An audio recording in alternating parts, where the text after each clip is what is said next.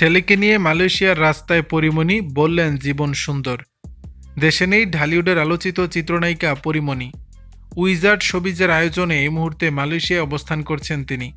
অভিনেত্রীর সঙ্গে রয়েছে তার একমাত্র ছেলে পদ্ম। দেশে না থাকার খবর আগেই ফেসবুক স্ট্যাটাসের মাধ্যমে ভক্তদের জানিয়েছিলেন পরী।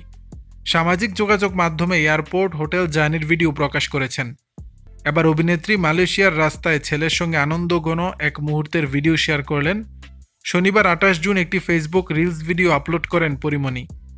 ভিডিওতে দেখা যায় ছেলে পদ্মকে নিয়ে মালয়েশিয়ার রাতের রাস্তায় বেশ মজা করছেন পরী। একটি প্লাস্টিকের পাত্রে বুদবুদ তৈরির তরল ঢেলে বড় বড় বুদবুদ তৈরি করছেন।